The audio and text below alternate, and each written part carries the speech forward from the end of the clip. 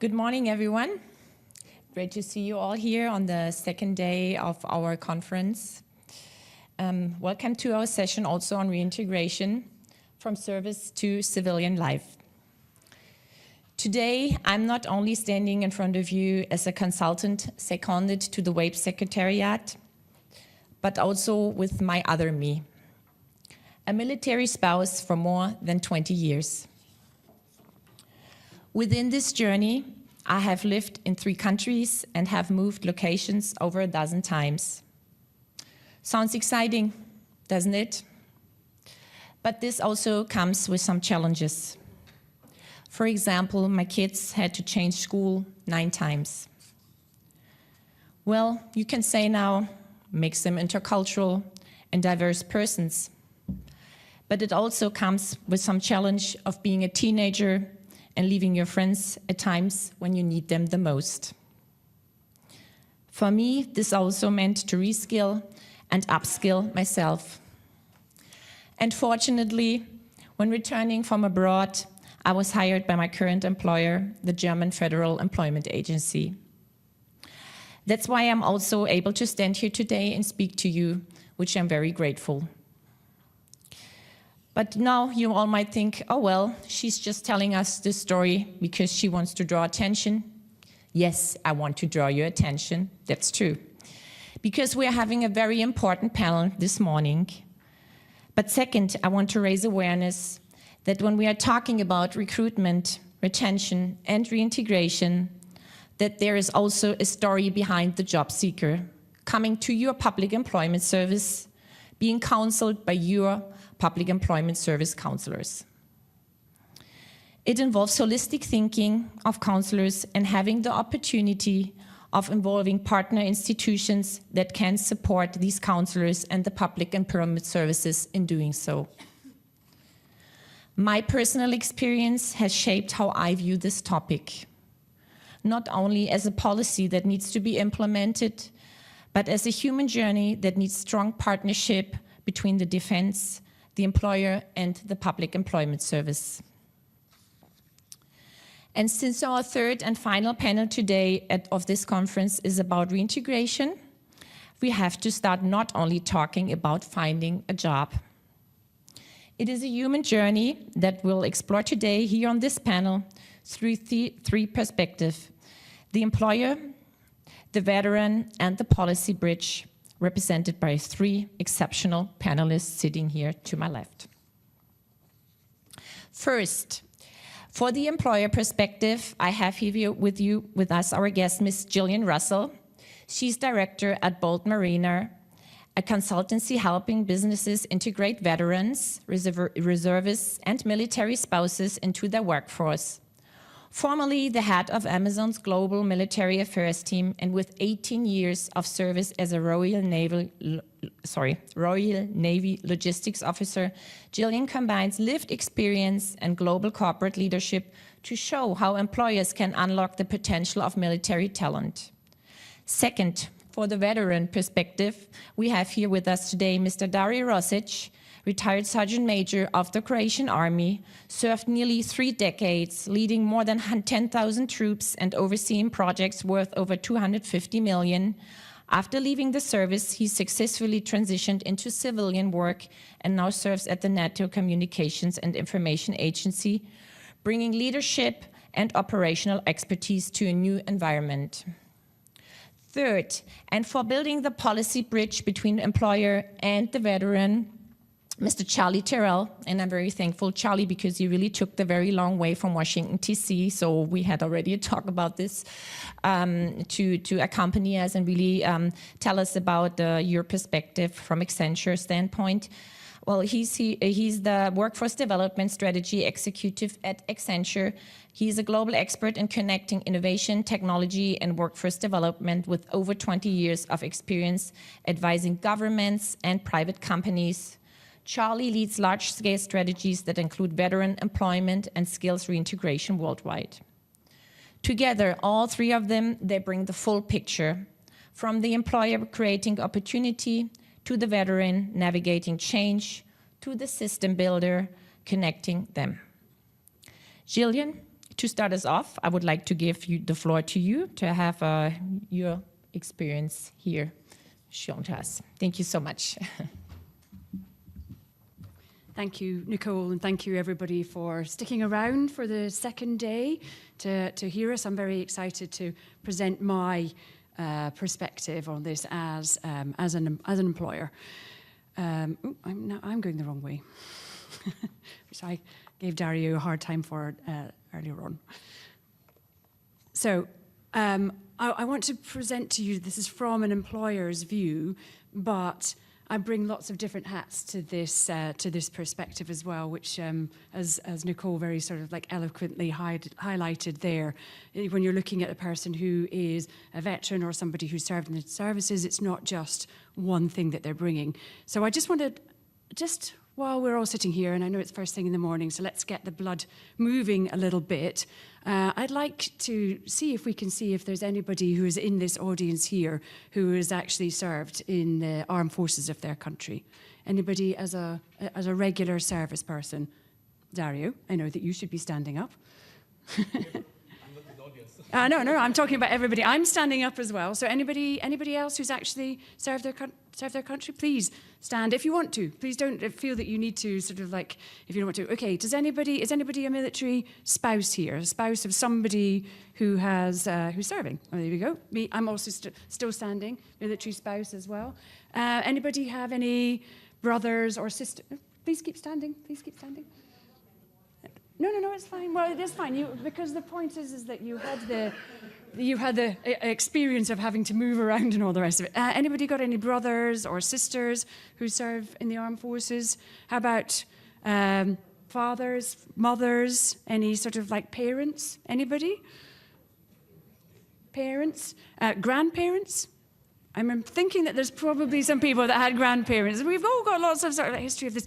So it's just, so I think we can see, if you look around the room here, that we're talking about a subject that lots of people don't really think that they know very much about. But within our immediate families, we actually have people who have served in the military. And what they did in the military formed them as a person, and what they did when they were going back into employment after the military service. So we have to bear this in mind when we're thinking about veterans, military spouses, is that they're not some kind of like abstract concept. These are actual people that we know that are in our families. So just, sort of like think about that. So if we talk about a person who served in the armed forces, you already know that I was in the Navy. I have an engineering degree. I served 18 years as a logistics officer in the Royal Navy. I did 18 months worth of basic training, and I just want to go through a little bit about what I did when I was in the Navy, because just so that you know, this is not an exceptional career. I am not in any way exceptional. This is just normal. This is normal for people who serve in the armed forces. So I did 18 months of basic training, leadership, management, and then my trade training. But most of it was focused around leadership and management, and I'm going to keep coming back to that. I was an HR specialist in a training base with over 1,000 personnel that were at that training base, and I was their HR manager. And then I was the finance officer on a ship, completely different job, completely different set of skills.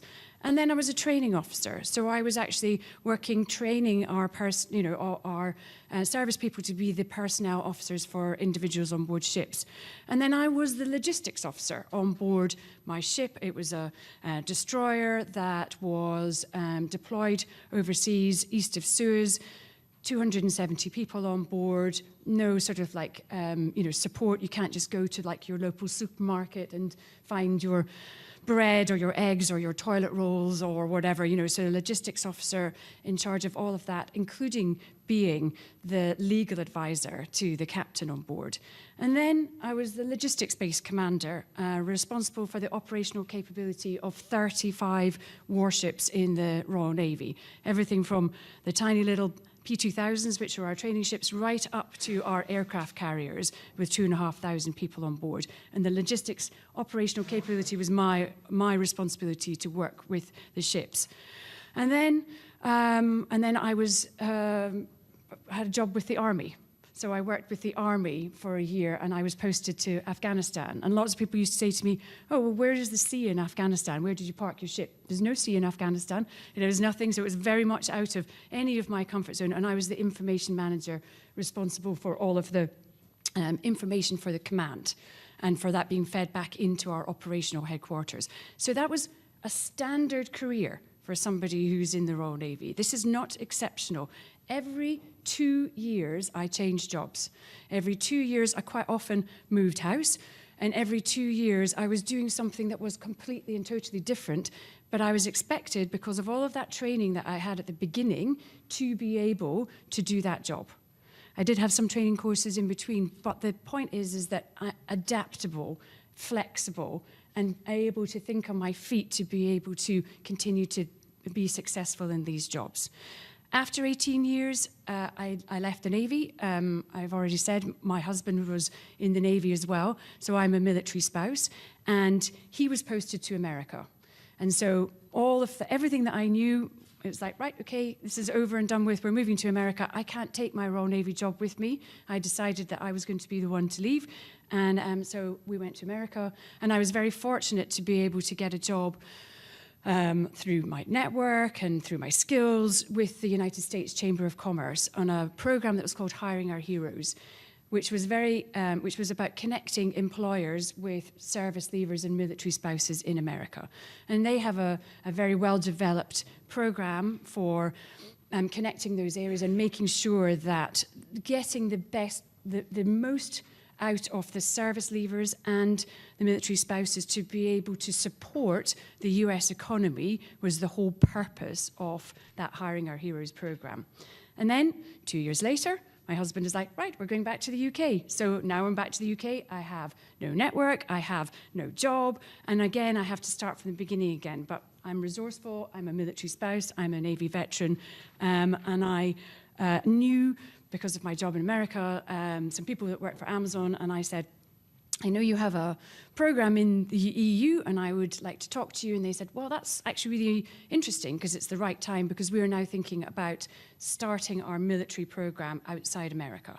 And we know that you understand what we do, so it would be good if you could come and, come on board. Obviously, I had to go through all the interviews and all the rest of it, but that's where I started. And I worked for Amazon for 6 years, and I set up their global military affairs team. So everything outside America. So I worked with the Bundeswehr in Germany. I worked with Défense Mobilité in France. I worked with Sapromil in Spain. I worked with the Italian transition services. I worked with the Polish transition services. I worked with the Indian transition services, the Australian, the Canadian, everywhere around the world. And it's amazingly similar, the thing that we found, which is what a veteran brings to business after they leave. And that's the thing, that the reason why all of these services are there and why they were engaging with employers, because the employers were really keen to have service people. So even though my job was to try to make sure that we had enough veterans coming to, and military spouses coming to work with us at Amazon, I also had the ability to talk to all of these different organizations and other employers to share the knowledge that we had, to make sure. Because even in the UK, we had 14,000 service leavers leaving every single year. Even the size of Amazon could not employ all 14,000 of those people. So the knowledge that we had, we shared. I shared with other companies that were leaving. So that's the reason why I'm here. And it's the reason why now I'm a consultant with my own company that goes to public employment services, that goes to charities, that goes to other employers and says, yes, I can help you with this. Right. So enough about me. I'm going the wrong way again. Just to set the context a little bit about what we're talking about when we're talking about military people. Because we've talked a lot yesterday about people joining the armed forces and staying in the armed forces. And when they leave, we're calling them veterans. Lots of different countries have very, very different definitions of what a veteran is. If I asked Dario, what's a veteran, he would say one specific thing. If I asked somebody in Germany what's a veteran, they would say something else. In my context, I'm talking about somebody who has served in the armed forces. It does not need to have fought on the front line. This is somebody who has worked in their armed forces and who has been through the training program, has done all of the leadership and management, and has worn the uniform, whether that's in a backroom function, as a chef, as a driver, as a logistics manager, or whether it's on the front line.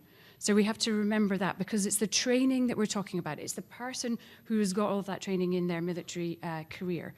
So, and they can be leaving whether it's at the end of their contract or whether it's through choice. And different countries around the world have different rules and regulations for that, and that's what for you to work with your MOD or defence, your defence transition services individually to figure out when people are actually going to leave. But there will be some kind of organisation that helps. So transitioning service members, I'm going to talk about that. That is veterans who have served in the armed forces. For example, in the UK, you just have to have served for 1 day, just 1 day, to be a veteran and to have access to the services. I know that's not the same everywhere else.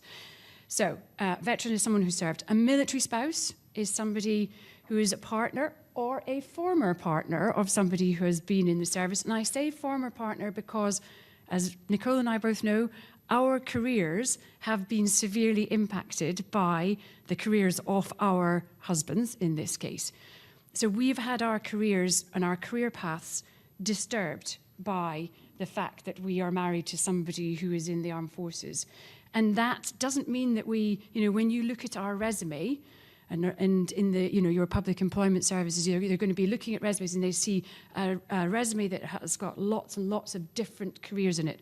Maybe short jobs, maybe jobs that are below the, what the person you would think with their qualifications would be doing. And that is something that you have to be aware of, because that's not somebody who is flaky. That's not somebody who can't keep a job. That's their circumstances have been impacted by the service to their country. So it's something to really think about.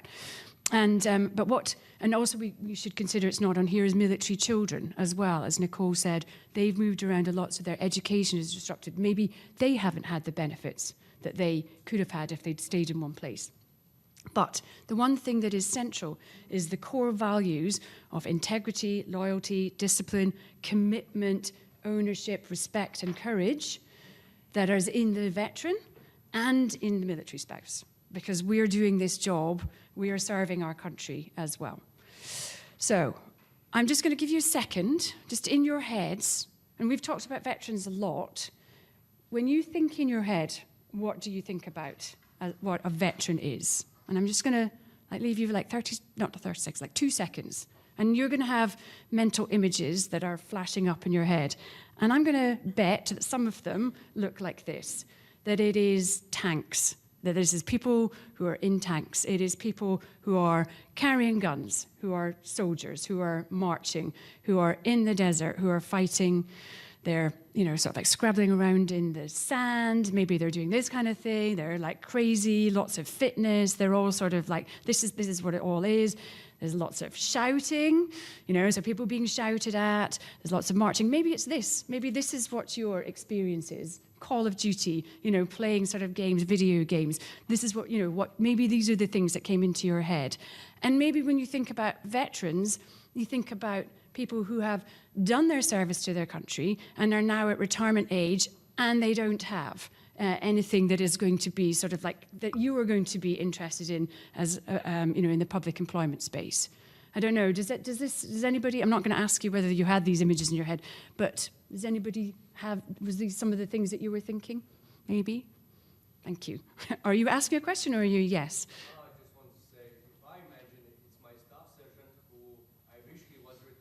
Well, there you go. You see, that is the thing. But I think for a lot of people, and it doesn't matter what country that you work in or you're from, that these are the images that people have because we watch films, we see TV programs. We don't see the person who's in the back, who's the chef. We don't see we don't see those things. We see this because it's not very exciting, working in a warehouse. It's not, because that's not what people think about the military. So the perceptions are very strong, and lots of people have the same ideas. And so lots of people, employers, think, why would I want one of these people? They have nowhere to fit into my organization. But really, the reality is so different. And we heard about this a bit yesterday. So this is, we work on ships.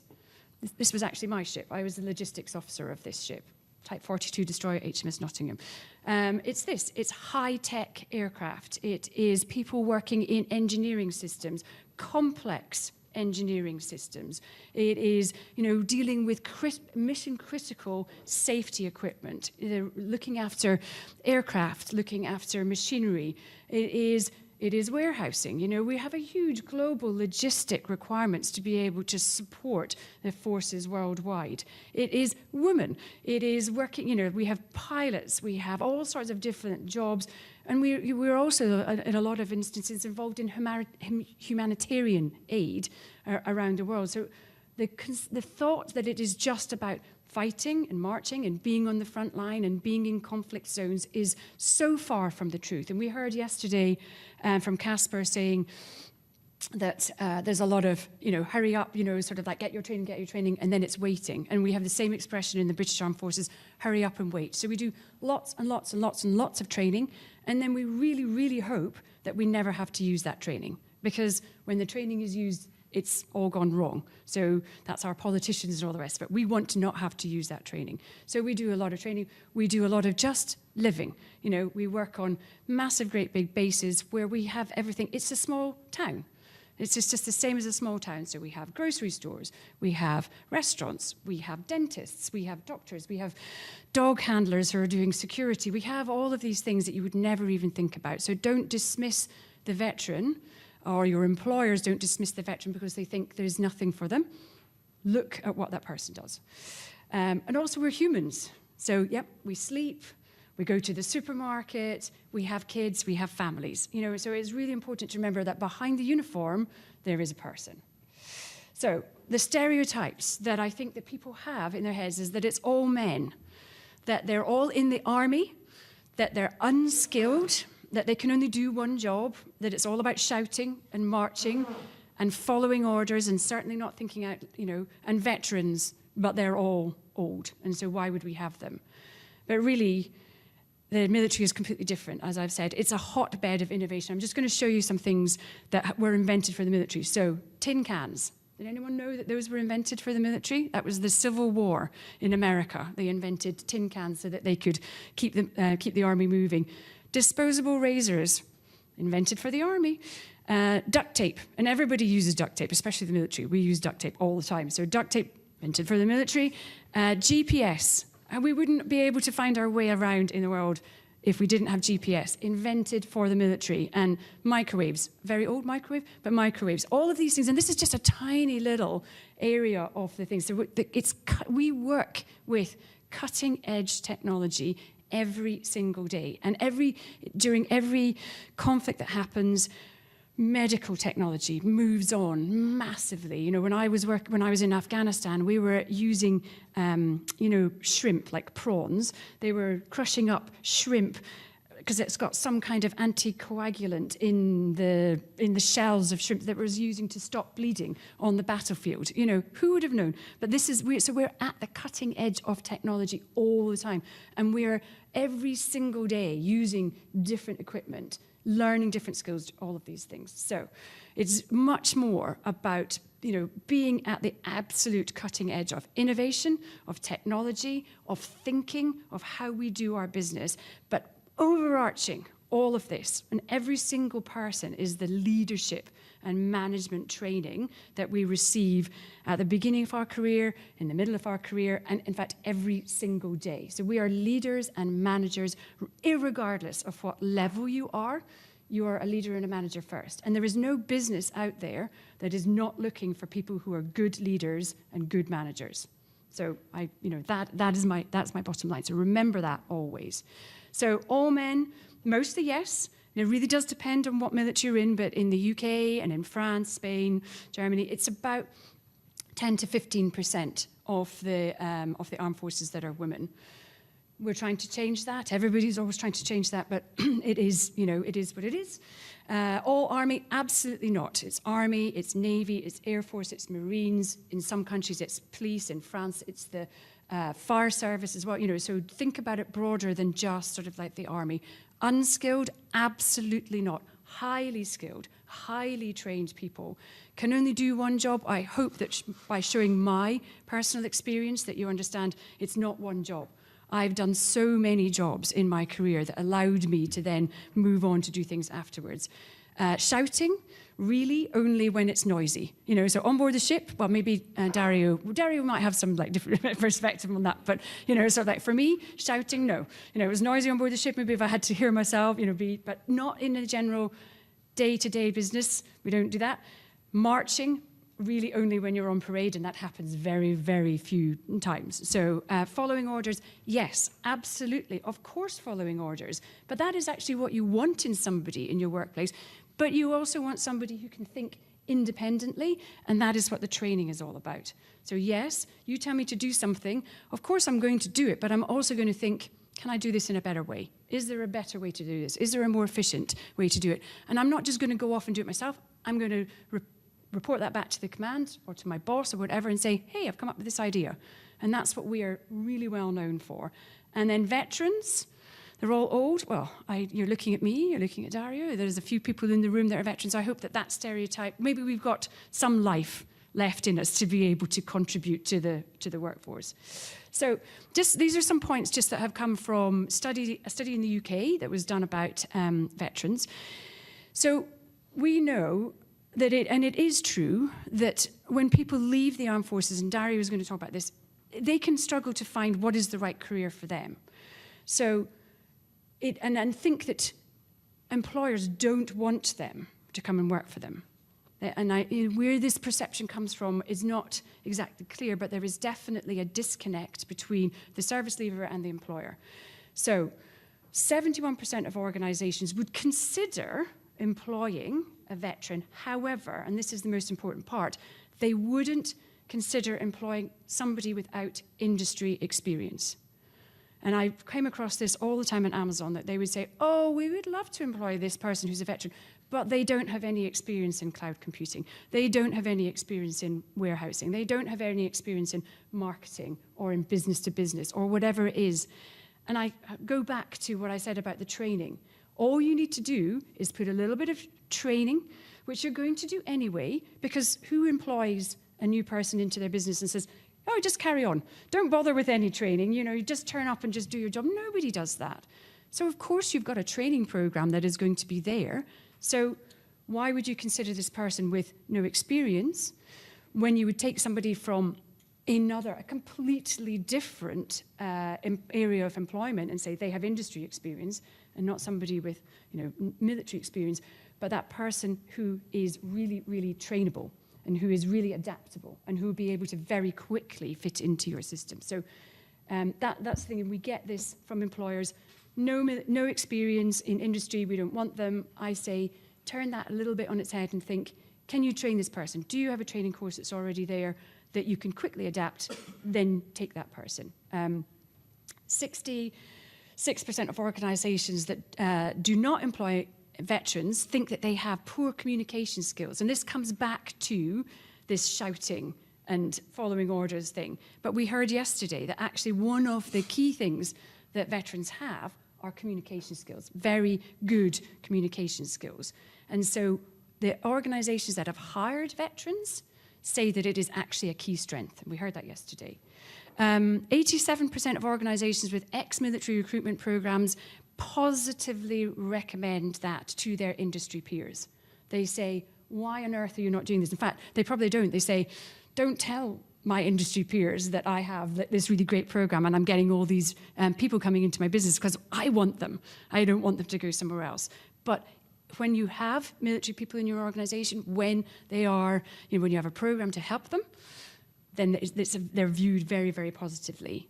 And then 50% of organizations report that the veterans in their organizations, and when I say veterans, also military spouses, promote more quickly than their general workforce. They're used to figuring things out. They're used to being in there. So, and veterans fill skill gaps. We talked about skills gaps yesterday. Strategic planning, managing and motivating staff, team working, positive attitude, listening skills, all of those things that we were looking for yesterday with Casper when we were looking at what are you looking for in your employees. they're all there. They're sitting there. There's this pool of people that no one else is considering. So this is from industry. The skills crossover, again, we've kind of like talked about this, but this is from the employer perspective, what I'm looking for, an accelerated learning curve. I'm looking for leaders. I'm looking for people that can work in teams. I'm looking for people that can provide an efficient performance under pressure. I'm looking for the respect for procedures. I'm looking for people who don't want to do things their own way, but they're going to respect it, that they're going to be have been used to working with technology, that are used to working in global environments. There's hardly any military nowadays it's not part of NATO, or is not part of a European Defence Force, or not part of a wider Five Eyes organization or something like that. So they are used to globalization. They're used to working with different nations. Definitely have integrity. People who are in the armed forces have integrity, and they're infinitely adaptable. And who doesn't want all of those things in an employee, and who wouldn't want, as a public sector employee service, to be recommending these people to the employers that they work with? So the tips, we've talked about this a little bit, with strange CVs or resumes. It might be written in a language that isn't necessarily understandable. When I'm working with the service leavers, I always say, look at what you've written. If you've got acronyms, if you've got words that don't make any sense, give it to your friend who's never been in the military. Give it to your cousin who's never been in the military. If they can't understand what you're writing about and you can't explain what your job is, it's not going to work. So make sure you're doing that. But you will still see some strange CVs. For a lot of people, and this is something that is really quite remarkable, is that for a lot of people, when they leave the armed forces, when they're speaking to you, or they're having it could be their first ever interview. They probably didn't have an interview to join the armed forces. And so they're going to be terrified, and they don't know what to do in an interview. So your job and your organization's job in preparing them for that interview is really important. And it's something that you maybe wouldn't think would be top of the list of things that need to be done for them, but that definitely is.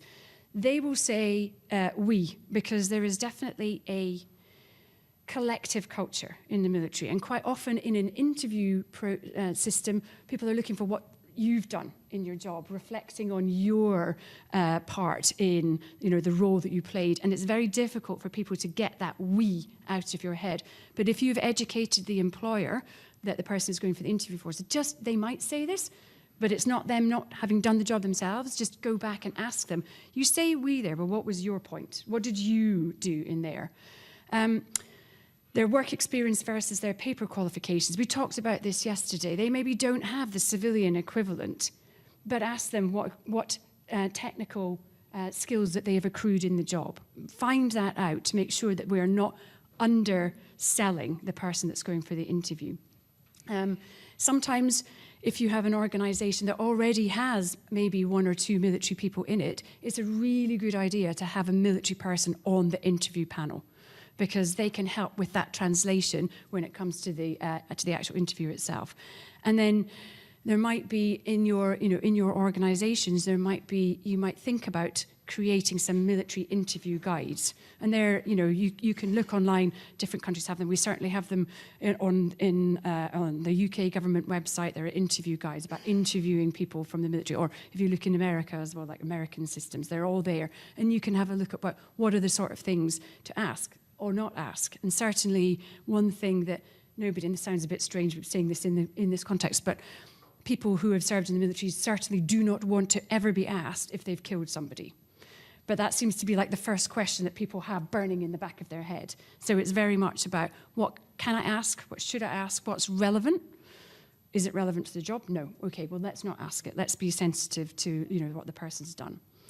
So an action plan for you guys.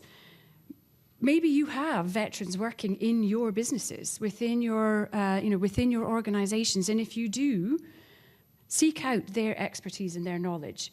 Say, we're at this conference, we want to employ more veterans, we want to sort of think about how we're going to do this. What's your experience? Educating the recruiters and hiring managers, so the businesses that you're working with, say to them, this is not your normal person. There's going to be some slight differences here, but here is a recruitment guide, or here is, some information from, our organization that's going to help you with this. Identifying the roles that companies want. you know, I say this because there are some roles that are easy. So at Amazon, it was easy for us to take people into the operations area, which is our warehousing and logistics. You know, that was sort of like easy because it was leading and managing large teams. It was strategic thinking and all the rest of it. It was more difficult for us to get our head around the jobs where it wasn't an easy transition. But actually, when those people came into those jobs, they really worked very, very well. So it's not just the easy jobs. Think about what are some jobs that, you know, can do. And then attend and host events. So the businesses that you're working with, we're going, you know, if they're thinking about employing veterans, it's have a two-way conversation. Invite people along to your business to find out about what they're interested in. Find out about the jobs in your company. I've already said this, but like dedicated interview with a veteran on the panel. I say quite often to businesses, you know, if you said, I'm going to be interviewing a woman for this role, they would try very hard to try to find a woman within the business to sit on the interview panel because, you know, they're going to sort of like make that person feel more at ease within that interview. We should do the same thing for a person who's a veteran because that just, it helps. And then it's important that after they're hired, because we were talking about retention in the military yesterday, because we spend a lot of money on hiring people, we want them to stay. So onboarding support, military resource groups, if they're there, you know, with your employers, if they've got like groups of veterans that work there that get together, make sure and find that out. And mental health and wellbeing support, and you know, we've talked about that, and we'll talk about that a bit more.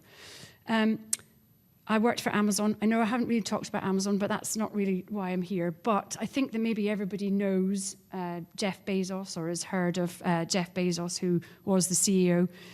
And he said, we actively seek leaders who invent, think big, and have a bias for action and deliver results on behalf of our customers. These principles look very familiar to men and women who have served their country in the armed forces, and we find their experience in leading people is invaluable in our fast-paced work environment. So if Jeff Bezos, who is one of the richest men in the world, who has one of the biggest companies in the world, actively looks for veterans and military spouses to come and work in their business, then so should we. Thank you very much.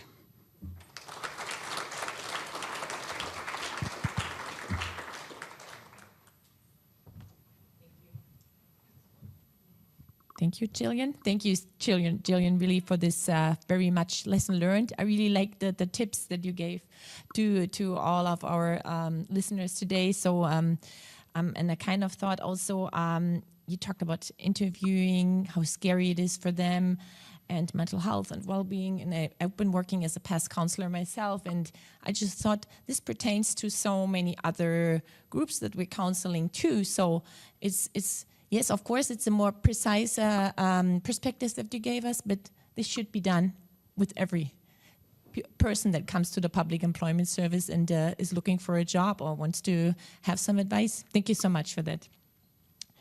Now, we have our next speaker, Mr. Dario Rosic, who will be speaking now on the very authentic perspective of a veteran. So the floor is yours. Thank you, Nicole, and then good morning, everybody, once more again.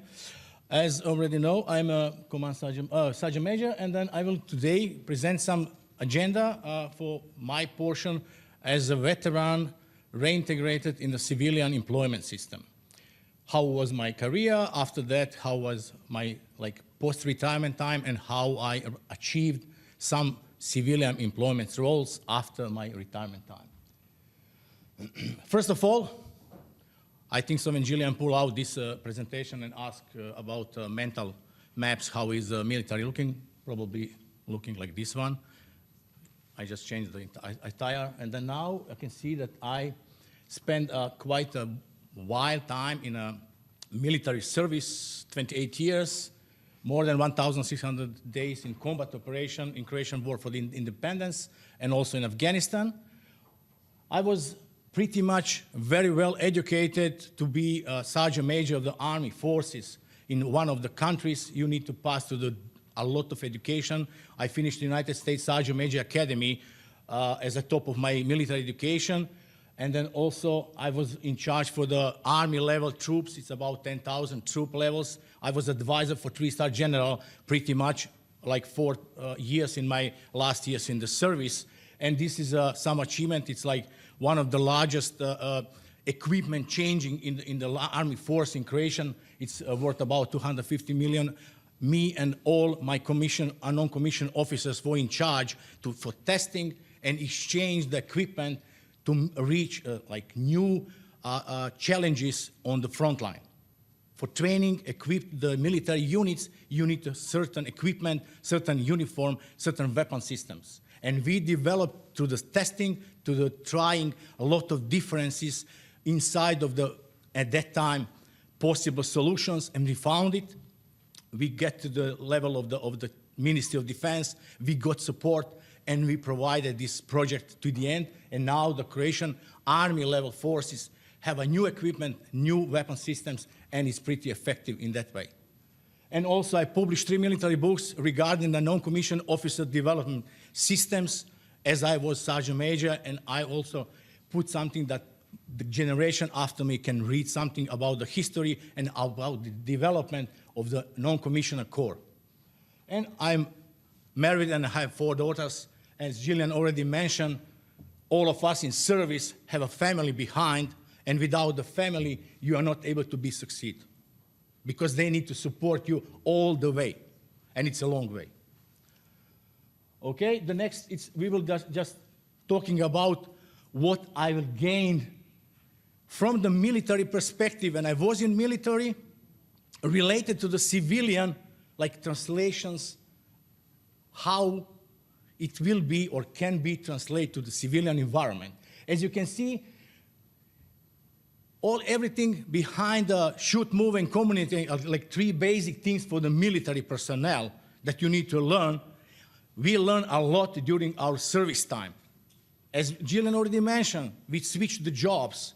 We learned new things. We need to be able to fast adapt in the very fast environment changes that occurred very often. A few years ago, somebody say that the kids that playing the drones, it will be most like powerful technology nowadays.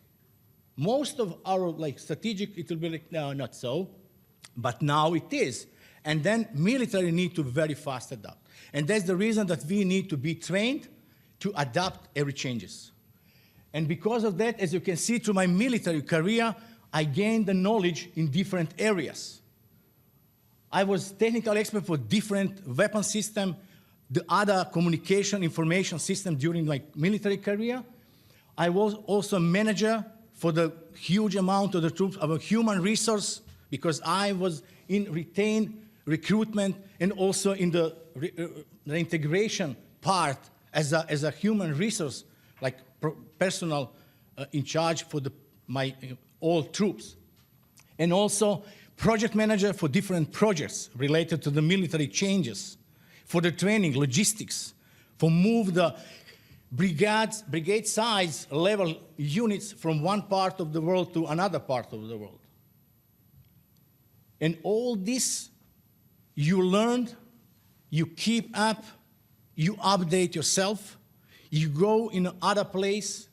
I was internationally, I was schooled in the United States, I was in pretty much all areas in Europe, I was in Asia, I was in Afghanistan. In every part you can learn something. And all this can be easily translated to the civilian employment system. Because all this knowledge, skills, values, and whatever I learned, they can be easily transferred or translated to the civilian, but they need to know the system, need to know how they can translate this to be understandable for employer. I was retired 1st January 2019.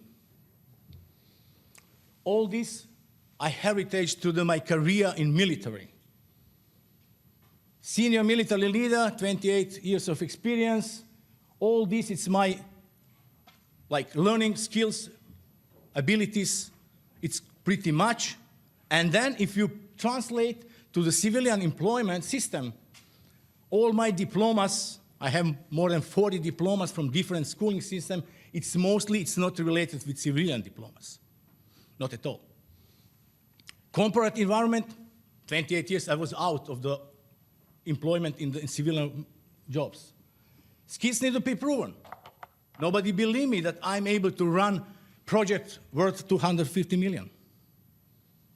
Knowledge need to be tested. What do you know? Are you able to provide in our business your knowledge? How old are you? You're not so you're young. You're already like 52. And then offer like low-pay jobs. Post-traumatic stress disease. You have it, anxiety, depression, because this is one of the stigma for military personnel, pretty much. And then government support. Yes, no, Ministry of Defense. Yes, no, Spectre program. I didn't pass to the James Bond program because this is some Spectre program run by Ministry of Defense in Croatia. I will let you know later on about. And then, what is my challenges during transition time?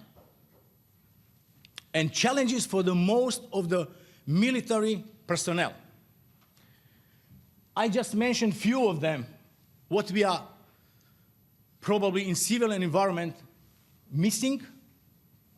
And this is the cultural shift from the military environment, shift to the civilian environment. It's different communication styles. In military, it's mostly formal. You have a communication, you have your orders, but you need to think by yourself, how you can manage these orders. You lost your identity when you are in unit. This is the family. You have brothers and sisters in the unit, in uniform. In corporate business, it's not so. You're in same office, but they are not your family. You just come to work, go back, because the military job don't exist. It's no military jobs. It's call. You serve 24/7, you serve for the country, and then you don't have a job, because your job is all day long. I had opportunity in Sergeant Major position to meet and talk with each and every newcomers in military service in Croatian forces. In 4 years when I was in this role, I had the meetings, and the first thing that I asked each and every of them, raise the hand, who is here because of the salary? Whoever raised the hand, I let them know, military, it's not able to pay you enough for what you will lose during the service time. If you are here because of the salary only, it's better to go out, because the salary do not keep you in shape in the long period of time. And then what I want to skill translate, we already discussed about that. We are missing the skills to write proper resume, CV, to be ready to prepare ourselves for interviews. And also, what is the most important, it's mental health barriers.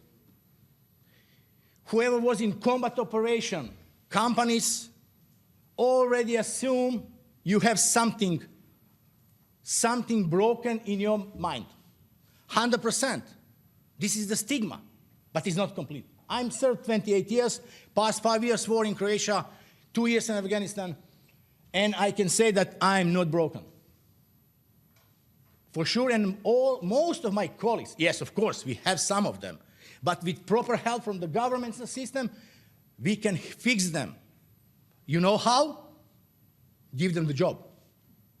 They need to be still valuable for the governmental system, whatever. Companies, government, they need to feel yourself useful. It doesn't matter in which position, but they need to feel yourself, again, accepted and useful. Small test.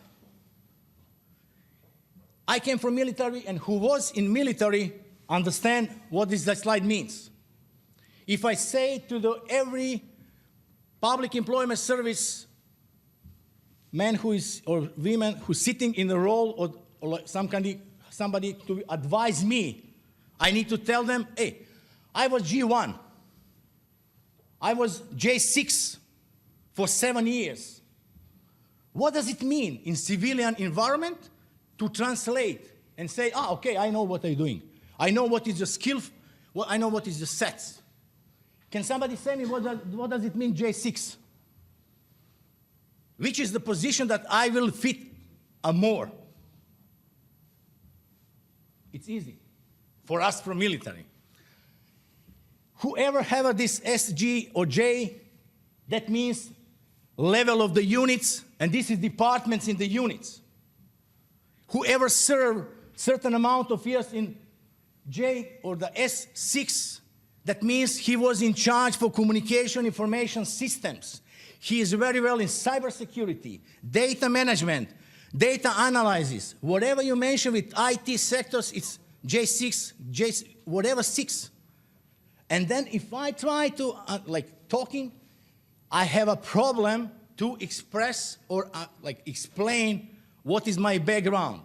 But even I say, hey, I was in communication information system. Yeah, but this is military. It's not with my IT. You know, today it's AI, today it's that and that.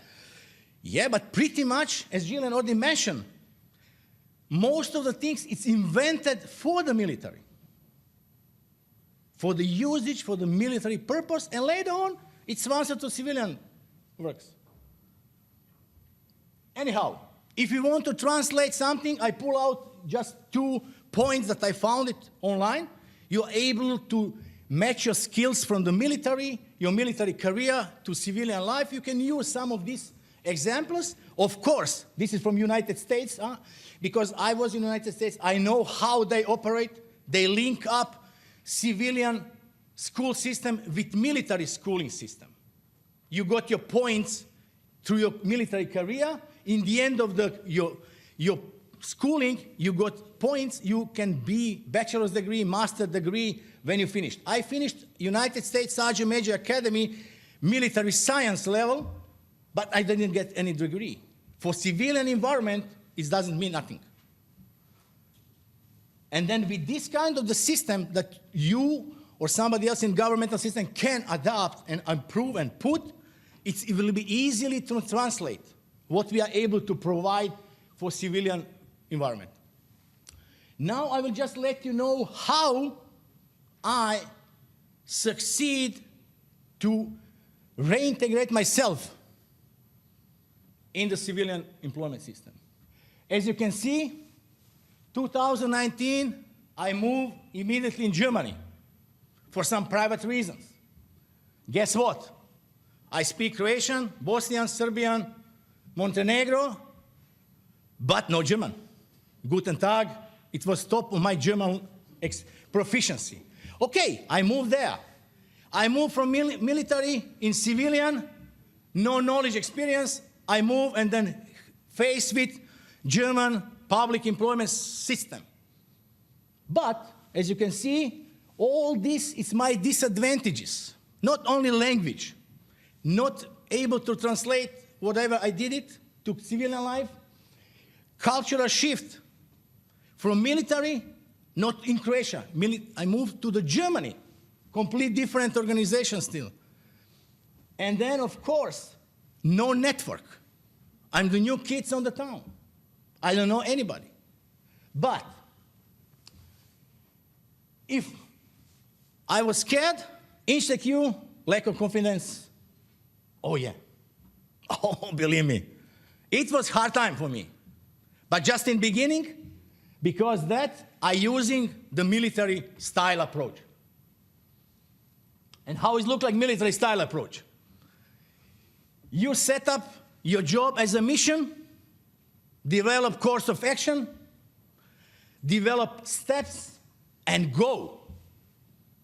And then, as you can see, I start to register myself in the labors, LinkedIn, Indeed, try to find the jobs and not be picky. Whatever jobs they offer me, I said, okay, I'm doing it. I need to start. I need to start to learn German language. I need to be, again, acceptable and provide some value. And, of course, I learn new things online. I start to learn like AIs. I start to learn all these things related with like new technology, even though I have some background informatics background. But anyhow, do not waste your time. That was my agenda. And few months, like temporary jobs later, guess what? my journey started in Germany. And then, 2019, I was lucky to get a job in Amazon. It's a bilingual company that helped me a bit. And then, thank you, Jillian, to provide me support, because in that time she was in military program for Amazon, gave me some advices. I took it, and I became outbound team lead in Amazon. Yes, I use German language. I was able to speak German language and run the business in Amazon area. 2024, I switched from Amazon to Maersk, another big company in the world. I was acting area manager for the new warehousing system, completely from the not any pallet inside to more than 45,000 pallets with 150 employees around the business for the Maersk organization. And then I got offered to be contracting, to start contracting for NATO environment, and I took it. And I spent a few months in human resourcing, and after that, as of today, I'm the NCIA, NATO Communication Information Agency, NATO point of contact for all softwares that we can provide for each and every nations under the NATO umbrella, and also for 58 different NATO enterprise entities.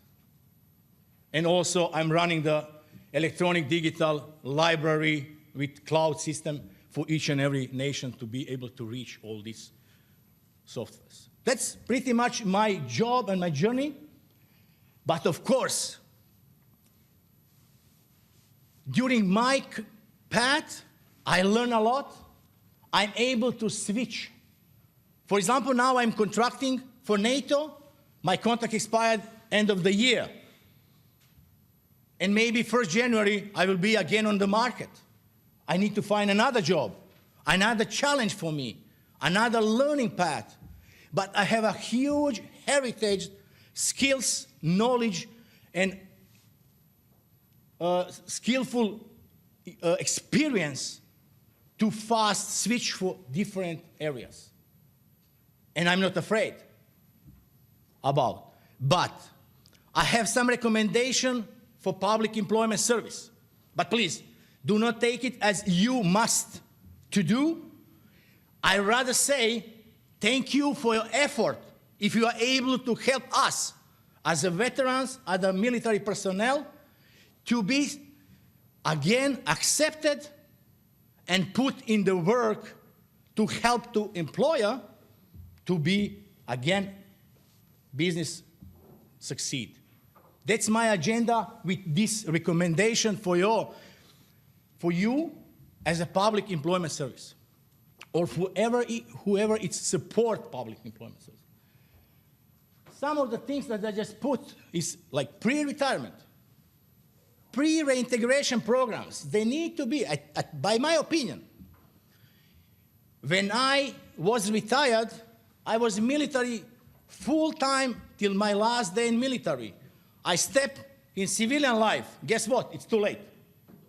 Too late for any reintegration. Spectra, James Bond cannot help me. Too late.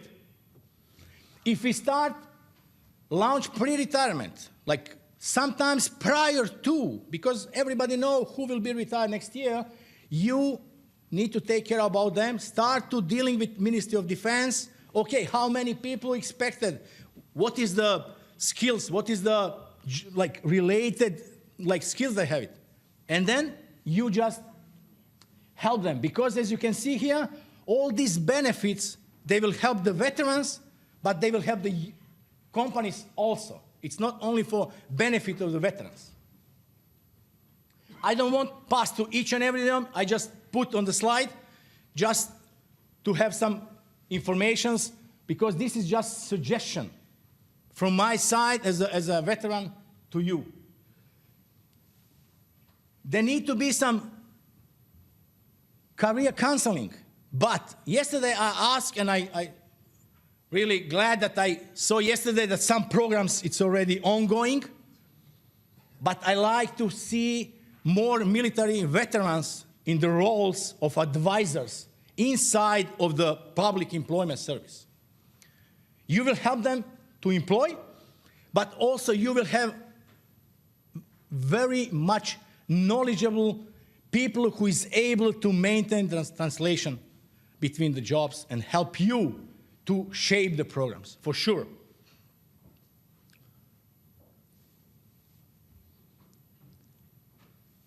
It's almost in the end. As you can see, we bring very unique value, high value skills. But of course, as I already said, we face with the cultural and psychological challenges when transition. I just put here some information that I gathered during my preparation for this opportunity to speak in front of all of you from Public Employment Service. As you can see, some of the countries I mentioned that have some programs, and this is the spectrum from Croatia. This is the program led by Ministry of Defense. They have some succeed, some success, but not so, because they are not related for Public Employment Service, for military veterans affair, and that's something that I like to point out. On governmental structure, you as a Public Employment Service need to be in connection with Ministry of Defense and vice versa. And also, if you have in your country a Ministry of Veterans Affairs or something similar structure, you need to put them on the board. Because only together you will be strong enough to fulfill your task, your mission, and companies or like employers' mission. Without these connections and working together, all this, it will be just like talking points.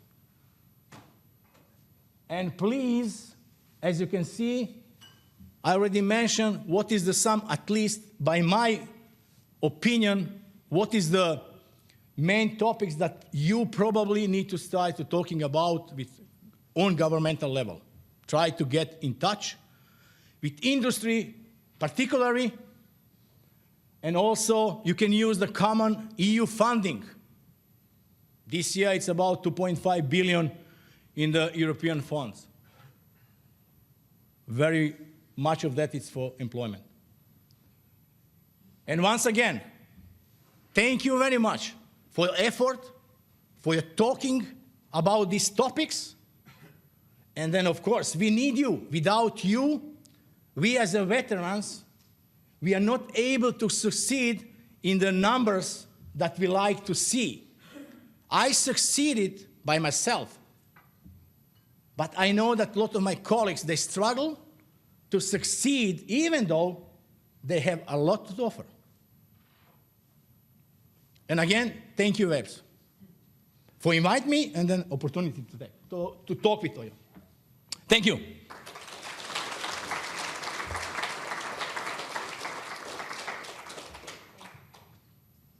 Thank you, Dario, for this very authentic picture of a veteran. So I understand translation of skills. We have talked about this, and translating is like also translating like a language. And to do so, we have Charlie today with us, who is the bridge builder, and we'll talk about how to partner with Public Employment Services and his organization. So Charlie, the floor is yours. Great. Thank you, Nicole. Good morning, everybody. It's really a pleasure to be here and to speak on veterans employment, both from a government and corporate perspective. Before I get started, I just want to thank Jillian and Dario for your service as well. So I've worked on veteran hiring strategies from a government lens and a corporate lens for many years. It's something I'm very passionate about. I have not directly served, but many of my family members have served, and I have friends who are currently serving. So again, it's an honor to talk about where we are in the United States and where we are from a corporate perspective. And just by way of introduction as well, yes, I'm with Accenture, but I was one of you. I was a WAPES member for almost 5 years, representing the United States. So it's great to see some familiar faces and new faces alike as well. My slides are dense. I'm not going to go through all of this, but I made them dense because I think there's a lot to be shared. And when these slides are shared, there's a lot to take away. So, veterans employment policy has really evolved in the United States since World War II. We had the GI Bill coming out of World War II, which offered many of the supports for returning service members serving, overseas. We had the Vietnam War, where we saw really an emphasis on the healthcare aspect of those serving. And then what I'm going to focus on primarily are those who have been serving in a post 9/11 world, and the emphasis on employment in the United States for veterans over the past 20 years. So as we know, the U.S. Has been engaged in conflicts across the U.S. or across the globe for many years, and therefore we have large military, and we have a lot of programs, policies, procedures that go with it, and so there's a lot to be shared. But there's also a lot to learn from other countries as well, Australia, Japan. And so I know as WAPES members and as public employment services, we like to do benchmarking. And I would encourage that this space, veterans employment policy, is one that's ripe for some good benchmarking over the coming years as WAPES makes defense a priority moving forward. So when we look at government and corporate veterans hiring programs, there's many key differences, but also shared values. So we've heard a lot about this over the past day and a half. Veterans bring leadership, discipline, and teamwork. And both of those sectors, government and private, offer that support for that transition to civilian life. There are also things to consider when integrating government, style, standardized government processes with corporate flexibility for better outcomes. And then as government and corporate programs evolve, we need to constantly review our hiring policies, evaluate support programs, and analyze what's working and what's not working from a recruitment and onboarding perspective. In the U.S., and I think others as well, government hiring is highly regulated and mandates preference. And what that means in the U.S., we have veterans preference. And so veterans who are applying to government roles get additional points on their application. And therefore, we see veterans as a population and as a percentage making up a significant part of our government hiring. And again, we've heard all of the benefits of hiring veterans, and the government in the U.S. Has acknowledged that and recognized that through our veterans preference programs. Bringing this all together, it's blending with flexibility, it's targeting support where needed, and really maximizing the skills of veterans to bring forward a successful transition. So from a government lens, there's many government programs, both at the federal and state and local level, that we could talk about. I'm going to focus on the United States Department of Labor. So there's one primary program within the Department of Labor, and it's called the Jobs for Veterans State Grant Program, JVSG. Jobs for Veterans State Grants funds 2 positions at the state level within our workforce development system, within the public employment system. So remember, our system is slightly different. We have the Federal Department of Labor, but then we have essentially 54 public employment services, 54 state departments of labor. And so this Jobs for Veterans State Grant is implemented at the state level. It funds 2 positions made up of hundreds, if not thousands, of individuals.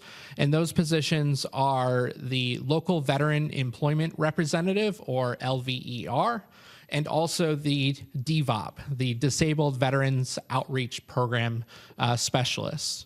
And so, Dario, I think you made a recommendation of having specialized positions made up of veterans to serve veterans. This is a program that does that in the United States. So the LVERs, the Local Veterans Employment Representative, their sole job day in and day out is to work with employers to get veterans hired, to promote why they should hire veterans, to help them set up veterans hiring programs. And then the Disabled Veterans Outreach Program specialists, they work with the veterans. So veterans that walk in the door at our local American job centers, all called something different across the 54 states and territories, their sole job is to work with veterans and primarily those who have a disability rating from our Veterans Administration, the VA, and help them work through those processes, those difficulties with transitioning to civilian life. And so those positions working together have really made veterans employment something that the government is proud of, that that good companies work with the Department of Labor in these positions on. And it's one that very much could be modeled within your countries. Dario, you also talked about a transition assistance program for those that are transitioning out of service. So in the United States, it's called the TAP, Transition Assistance Program. Part of TAP, there's many aspects, and it starts when you're still serving. But one of the aspects is a 3-day employment workshop that the state departments of labor run. And they run those on the military bases where people are transitioning out. And they provide employment workshop, resume help, career planning for those members transitioning to civilian life. So again, another program to take a look at and model potentially for your programs. And then I mentioned veterans preference in terms of veterans having additional points on job applications. We also have something called priority of service within our workforce development system. And what that means is if a veteran and a civilian walk into the American job centers together, the veteran receives services first. So priority of service. And that's been a very successful program funded through the Department of Labor, implemented by our public workforce system. So just a few programs at the Department of Labor that serve veterans in their transition to civilian employment. Talked through this slide already, just did that, so sorry. But there's just additional details here on JVSG, LVERS, and DVOPS. Great acronyms, but again, great program, and already talked about that. So I did a little bit of, when I was preparing for this discussion, wanted to focus in on veterans preference policies.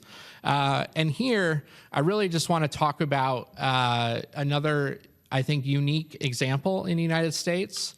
So in the United States, 30% of employers are federal contractors. Federal contractors, as part of the law, have to hire veterans. And so it's through a small office within our Department of Labor called the Office of Federal Contract Compliance Programs. But the point is, there are levers, there are interventions that can encourage the private sector to hire your veterans and get them transitioned to civilian life in a meaningful way. And so this program through the federal government basically puts an emphasis and preference for veterans hiring. 8% of federal contractors, 30% of all employers in the United States have to hire veterans. And they have another similar program for the disabled population as well. but that is a program that came out of the Vietnam era in the United States.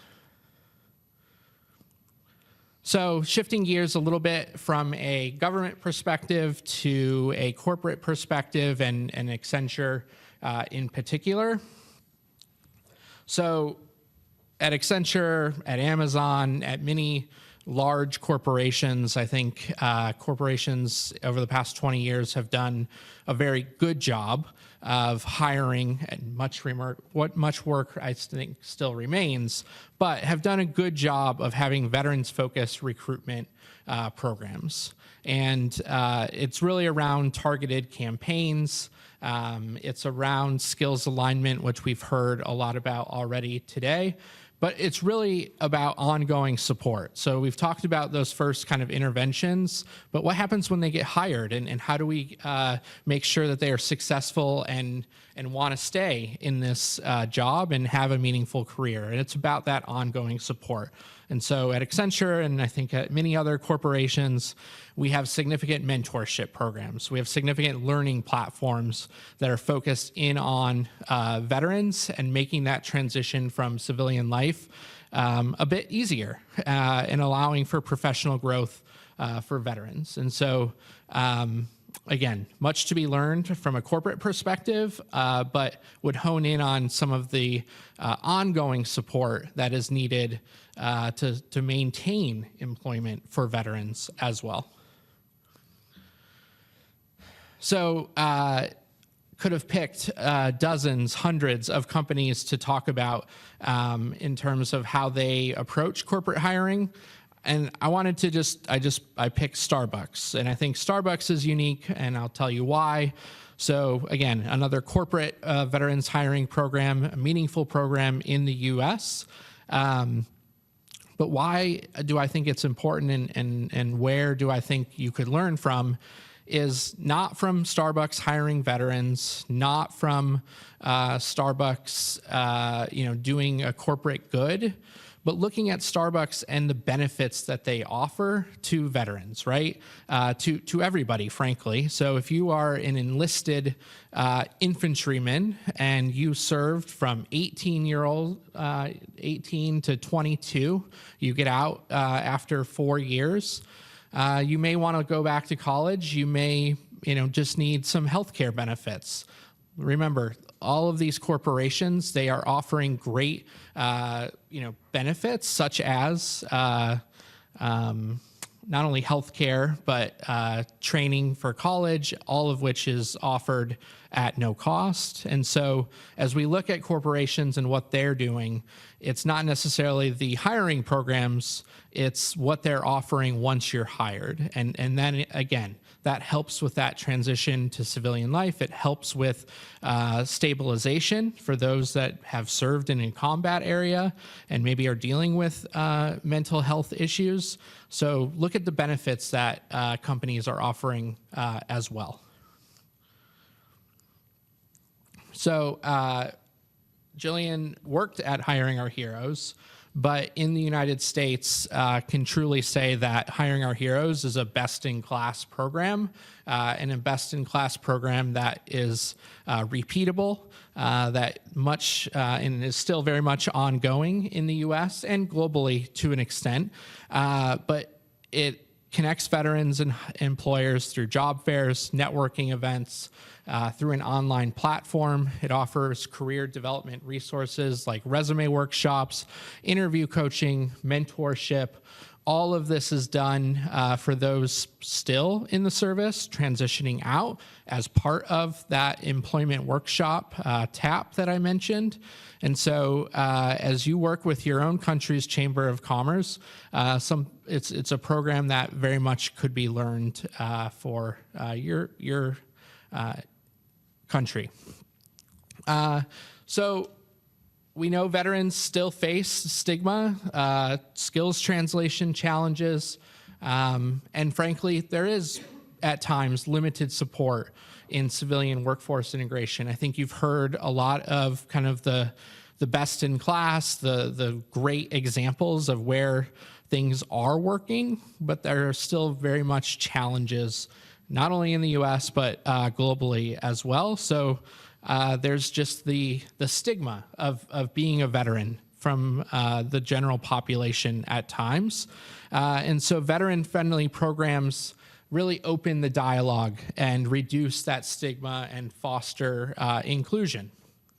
We've heard, I think, quite a bit on the military skills being undervalued or misunderstood, and being clear on your communication for both military experience, and how that translates into employer education. That's one way to bridge that gap.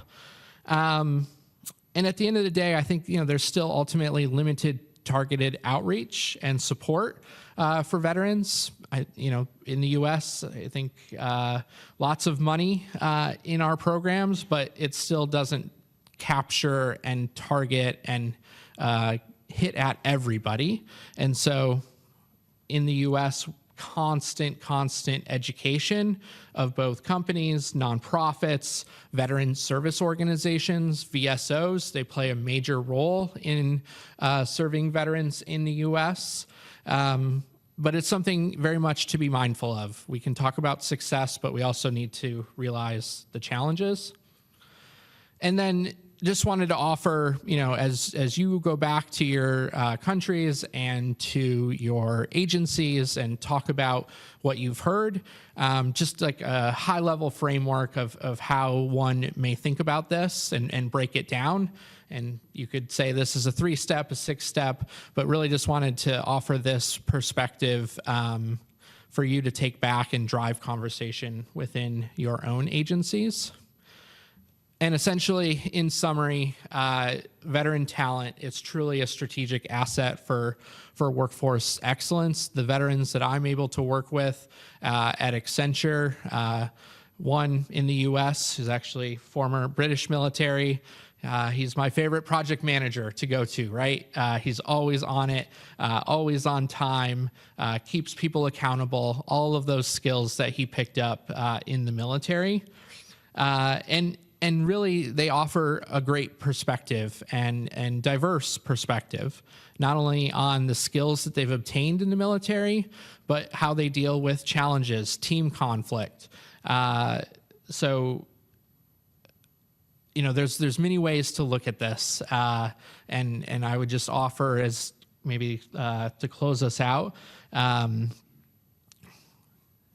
We need to value the veteran. And there's much to be gleaned and learned from, but it takes a village, and we all have our role to play in serving veterans. So thank you.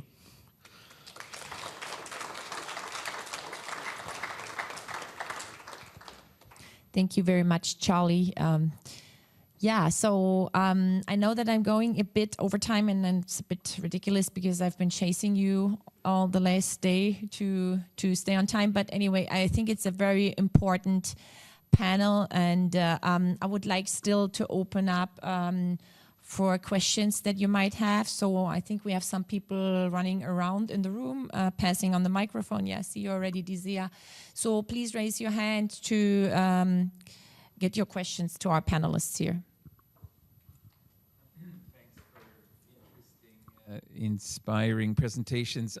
When I listened to you, it reminded me a lot. In particular, in Sweden, we've worked a lot with integration of immigrants, and they also suffer from difficulty to recognize their skills and competences, and even their formal and informal qualifications. And it reminded me of the importance of some relatively new tools, which we're working a lot on in Europe, the national qualifications frameworks, European qualifications frameworks. And these tools allow us to capture these qualifications that are outside the formal education system, military qualifications.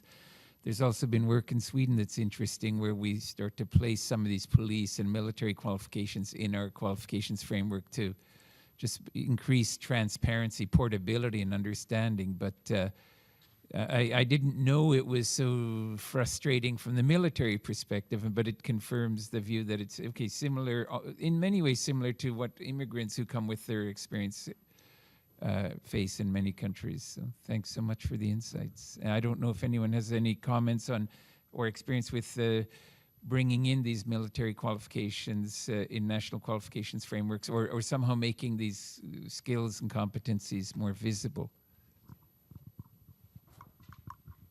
Thank you, Sean. It is a good question, because it is a frustration. As you know, as I joined the Navy with a degree, but my husband, who served for 36 years, was a captain of a warship, worked, head of operations in NATO. He doesn't have a degree. And so for quite a lot of companies, for people who would be taking somebody like him on at his level, they would say, oh, no degree, even after 36 years worth of incredible leadership, management, operational experience, and still say no. But the UK government has worked very hard with the armed forces to try to bring in the qualifications framework into our, and so now it does capture and NVQ levels, and I know that has moved on into sort of like, but to look at what, especially around about leadership and management, some of the technical skills now are actually directly, the individuals are given their direct civilian equivalents, and they're given that straight away. But with those leadership and management, those soft skills, which are really quite difficult to quantify, worked very hard with the NVQs and worked very hard with the framework for qualifications to make sure and to capture all of that. And so now, if you are, somebody without a degree, a formal degree, you will definitely be able to, with a little bit of evidence presented and maybe sort of like a short essay, to be able to get your NVQ level 4 or 5. So that's a degree equivalent.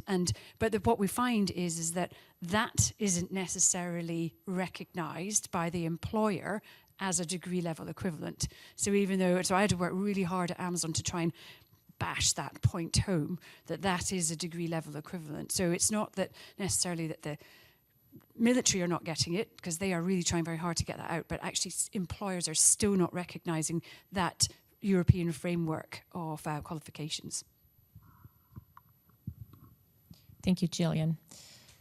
Any other questions? Hi. Yeah, thank you very much. Really, really interesting. I think this question is mostly for Charlie around the work the federal government is doing on encouraging veteran hiring, whether that's the point system for government for government jobs, or requiring veteran hiring for federal contracting.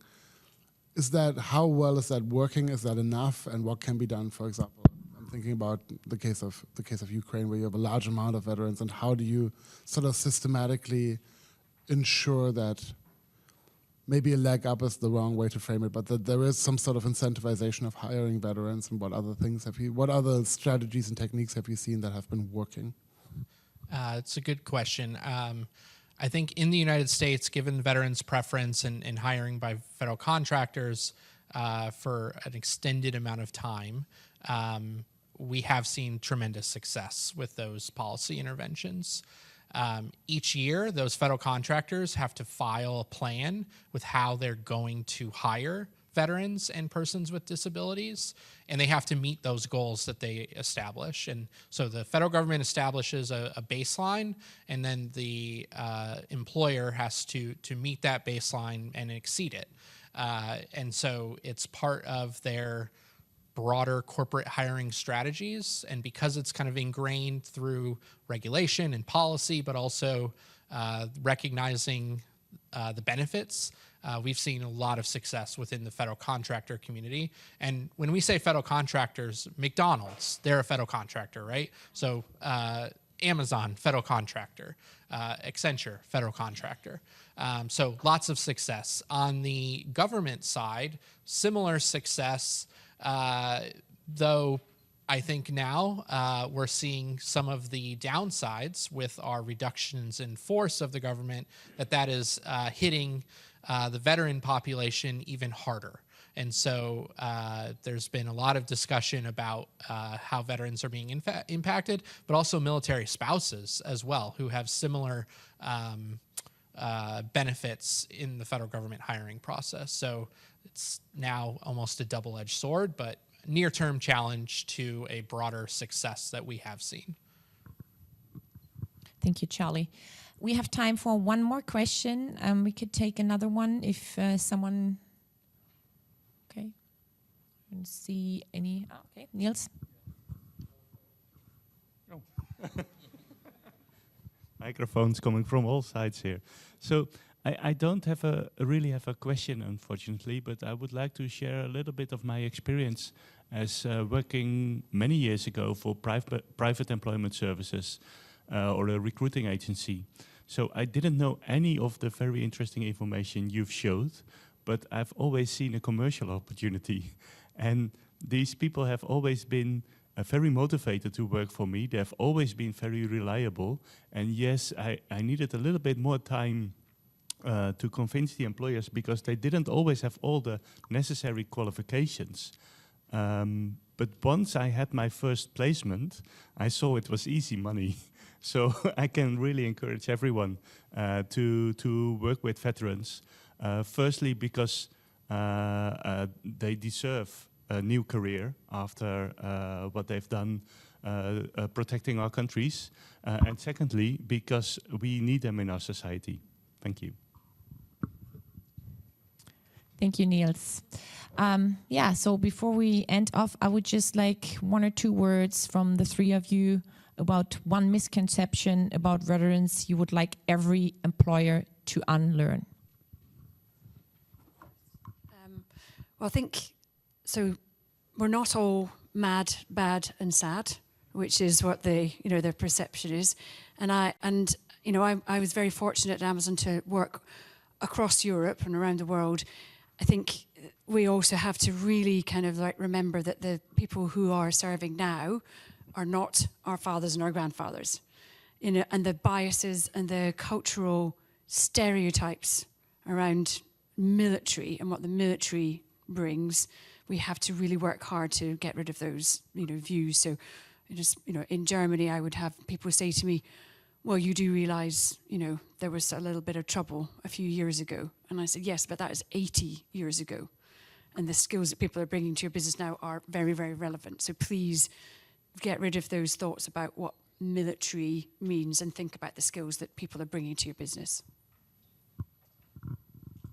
Thank you, Julian. From my point of view, first of all, I'm very humbled that I'm able to be here and share my knowledge and my experience with all of you. And for every further step that you take in the way to help veterans to get the right job, to put them in the right position, it's one step forward. And I'm looking forward to see that in the few years it will be some developed very good programs in EU also, because we already saw that the United States have something more developed, UK its own way, and I'm very much sure that you as a public employment service will be able to run the programs all around the EU to be able to help veterans in the EU ground to also succeed in helping the corporation to be more valuable, more skillful, and also to help the veterans to be more useful and more acceptable in the areas. And I really thank you all that also I have an opportunity to share my thoughts with you, and also thank you all for all further steps that you will take it after this conference. Thank you very much. Evolution and commitment. Programs that government and corporations have, given where we are with technology, programs need to evolve. We've talked a lot about skills mismatches. I think that's going to continue to be a major issue.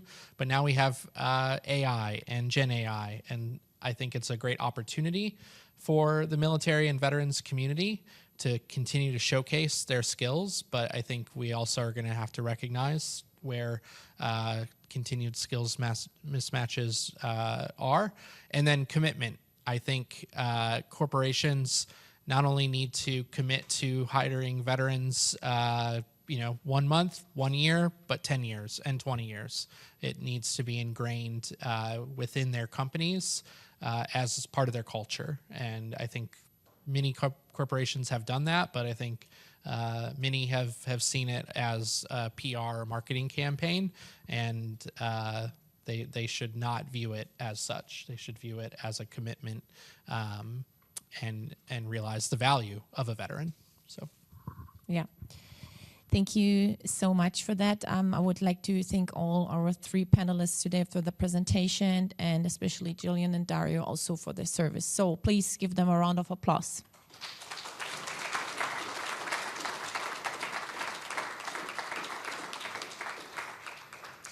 So this concludes the session on reintegration today.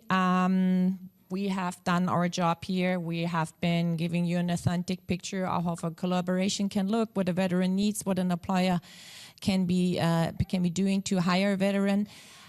So now it's up to you as the public employment service representatives to get this message into your organization. That's why you're all here today and have been here yesterday. So yeah. This is just the call for action to you. So thank you so much. Before we go into the coffee break now, I would like to ask you to, and I know we are a little bit behind, but I would like to ask you to, oh, it's already up there, to fill out the survey. Please scan the code that you can see, because this will be the evaluation survey of the whole conference. We are almost finished. We have a coffee break. Might we extend a little bit? Yeah. When do you want them to come back? Half an hour, okay. So we expect you to be here then at 11:15, so please enjoy the coffee break. Don't leave the room before you haven't filled out the evaluation survey, please. And yeah, thank you so much.